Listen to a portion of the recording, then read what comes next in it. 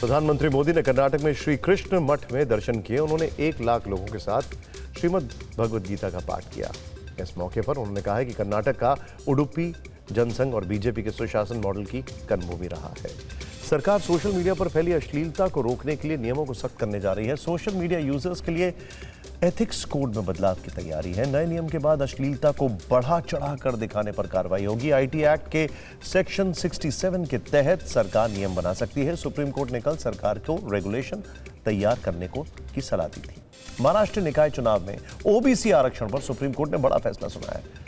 अदालत ने निकाय चुनावों में ओबीसी आरक्षण को लेकर चुनावी प्रक्रिया का सशर्त रास्ता साफ कर दिया है। जिन नगर परिषदों में नगर पंचायतों में पहले से 50% से अधिक आरक्षण लागू हो चुका है, वहां चुनाव तो तय कार्यक्रम के अनुसार होंगे, लेकिन उनके नतीजे कोर्ट के अंतिम फैसले पर निर्भर करेंगे।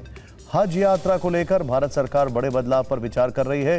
केंद्र सरकार निम्न आय वर्ग के हज यात्रियों की यात्रा को आसान बनाने की योजना बहुत जल्द आने वाली है। इसके तहत अगर किसी हज यात्री के पास एक मुश्त हज यात्रा के लिए राशि नहीं है तो 5 साल तक किश्तों में रकम जमा करके हज पर जा सकेंगे। आने वाले समय में इस योजना से जुड़े विस्तृत नियम और शर्तें जारी की जाएंगी।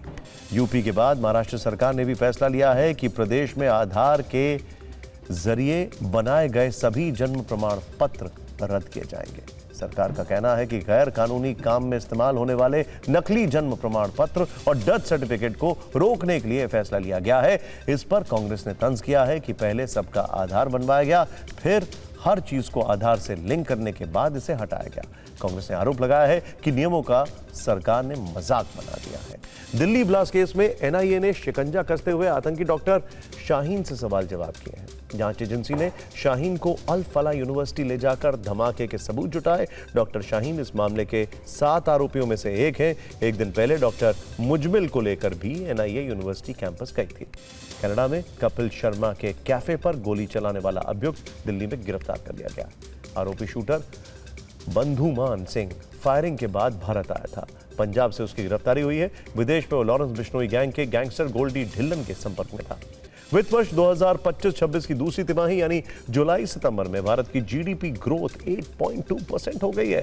ये पिछली 6 तिमाही में सबसे ज्यादा है। पिछले साल की जुलाई सितंबर तिमाही में जीडीपी ग्रोथ दर 5.6% थी। मैन्युफैक्चरिंग सेक्टर के बेहतर परफॉर्म करने की वजह से जीडीपी दर में वृद्धि हुई है। श्रीलंका में साइक्लोन दितवाह ने कहर मचा दिया है। कोलंबो में भारी बारिश का रेड अलर्ट जारी किया गया है। इस तूफान में अब तक 56 लोगों की मौत हो चुकी है, जबकि 21 लोग लापता हैं। 44,000 लोग चक्रवाती तूफान से प्रभावित हुए हैं। इस आपदा के समय भारत ऑपरेशन सागर बंधु चलाकर श्रीलंका को मदद कर रहा है।